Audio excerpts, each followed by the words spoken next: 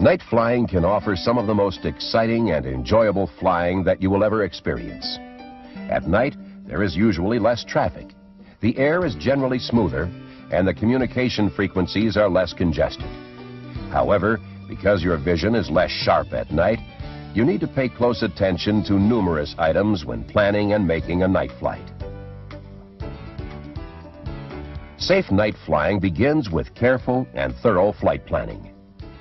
Because of the visual limitations of night flying, chart references and the altimeter may be your only reliable means of determining altitudes sufficient for terrain and obstacle clearance. You should also have available the adjacent chart if your route of flight will take you near the edge of the sectional. By referring to the adjacent chart, you'll be able to identify distant cities or landmarks not found on the primary chart. Your preparation for a night flight should also include a complete weather briefing, including a study of the available weather reports and forecasts. When reviewing this material, it is important that you pay close attention to the temperature dew point spread. A small spread is a good indication of the possibility of the formation of ground fog. Because aircraft drift is very difficult to detect during takeoffs and landings at night, it's a good idea to also pay close attention to the wind direction and speed. Another important consideration is that under no circumstances should a night VFR flight be made under poor or marginal weather conditions. As you continue with your planning, it's recommended that you check the availability of en route and destination airport lighting systems along your route of flight. This information can be found on aeronautical charts and in the airport facility directory. It's also important that you check the status of these lights by reviewing the pertinent notices to airmen. Once your planning is finished, you're ready to pre-flight the airplane. Remember that before any flight at night, you should allow at least 30 minutes for your eyes to adapt to the darkness. To ensure that you completely check the airplane prior to departure, use a reliable flashlight during your pre-flight inspection. You should also have a second, smaller flashlight in the cabin for reading or for use in the event of an in-flight electrical malfunction. As you conduct your pre-flight inspection, avoid shining the flashlight directly into your eyes. This could destroy your night vision, requiring you to readapt your eyes to the dark. Part of your night pre-flight inspection should include a check of all aircraft lighting. Besides assuring that the anti-collision lights are working, you must check your position lights, which are required by regulation for any operation between official sunset and sunrise. These lights help other pilots identify your direction of travel. When doing this, it's a good idea to tap the lens of the light to check for any loose connections. If the light blinks when tapped, the light should be fixed prior to departure. Although landing lights are not required unless the aircraft is operated for hire, most airplanes are equipped with one, and it should also be inspected. You should also check cabin lighting during your pre-flight to make sure the instrument panel is clearly visible. Once you have completed your visual inspection, it's wise to check the ramp area for hazards. Things such as tie-down ropes, chocks, and stepladders are more difficult to see at night, and a quick check of the surrounding ramp area could prevent a mishap during taxi. Before starting the aircraft, take some time to thoroughly familiarize yourself with the location of all instruments, controls, and switches. Fumbling for them in the dark can be confusing and dangerous. While cockpit organization is important at all times, it's especially important at night. Knowing where everything is located will make it easier to find your computer, sectional, or even a pencil.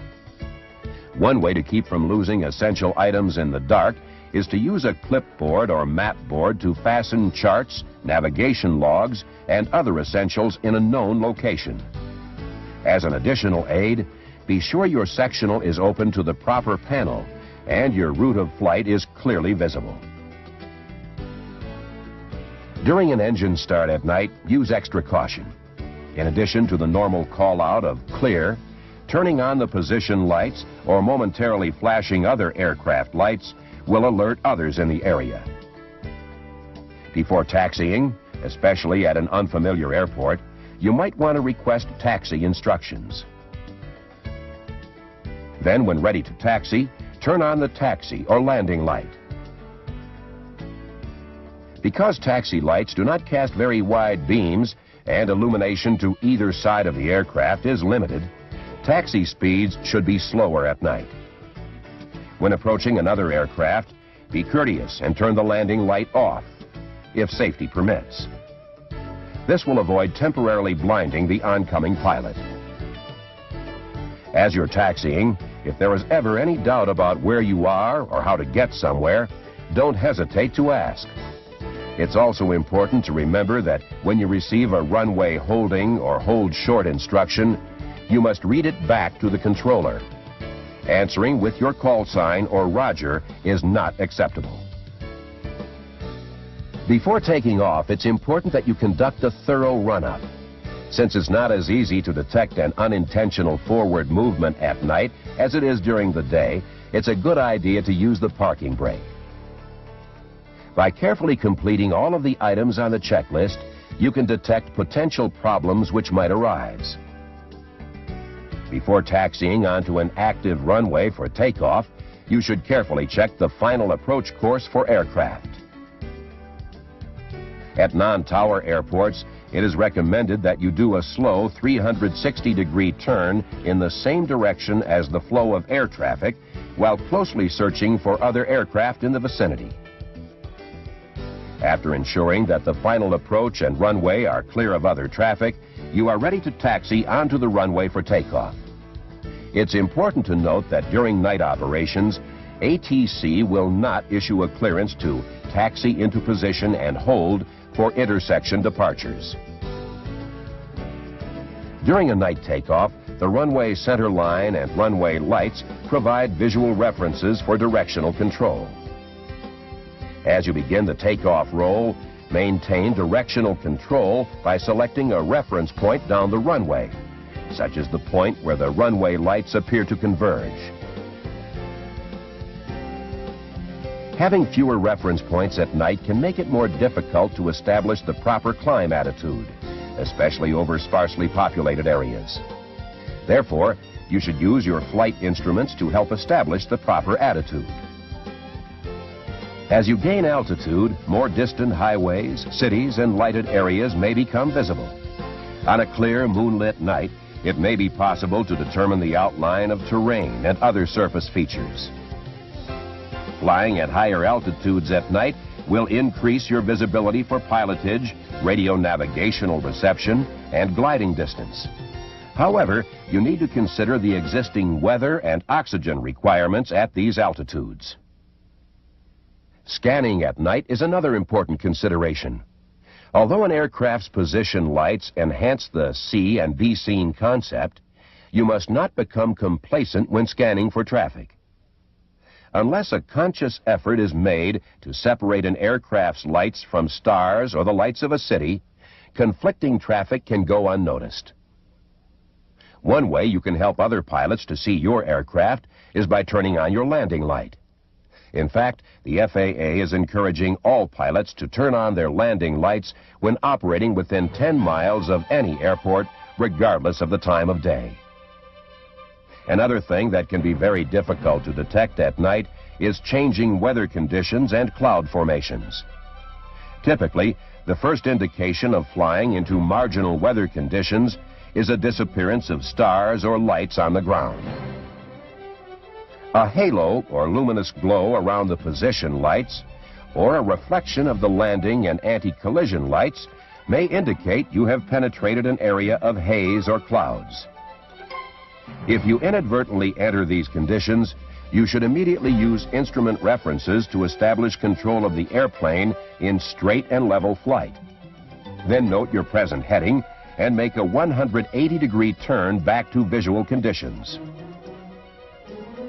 To help avoid accidentally flying into instrument weather, you should continually update your weather briefing by contacting En route Flight Advisory Service or any flight service station along your route. Your concern for changing weather conditions should be combined with careful planning for emergencies. If you need to make a forced landing, finding a suitable field presents special problems. The nature of the surface and terrain is difficult to see, even on a bright moonlit night. In the event of an engine failure at night, one of your primary considerations should be to plan an approach and landing to an unlighted area. Lighted areas typically indicate structures that may obstruct a landing area. Although highways may provide places to land, you need to be aware of the possibility of power lines that are often located along and across them. As a safety precaution, many pilots alter their route at night to keep within a reasonable distance of lighted airports for most of the flight. When planning for an emergency landing at night, one of the primary considerations should include selecting a landing area close to public access if possible. When approaching an airport at night, it may be difficult to identify the runway layout until you are almost on top of the airport. For this reason, you should fly toward the airport beacon light until the lights outlining the runway are distinguishable. To fly a traffic pattern of the proper size and direction, the runway threshold and runway edge lights must be positively identified. Once seen, the approach threshold lights should be kept in sight throughout the airport traffic pattern and approach. To conclude your flight, the same landing procedures and techniques used during the day are also performed at night. However, runway lights, airport lights, city lights, and the airplane's landing light may create illusions not encountered during daylight. Thus, speed, altitude, and distances may be more difficult to judge. If glide slope information, such as a VASI or PAPI, is available, it will help you maintain the proper descent attitude. By carefully monitoring your flight instruments and power setting, you can help to ensure a smooth approach and landing. You should practice night landings both with and without the landing light to enable you to make a safe landing in case the light fails. Although special consideration is needed at night, proper preparation and flying techniques will help to make flying at night a very enjoyable experience. Your ability to go from daylight to the night environment will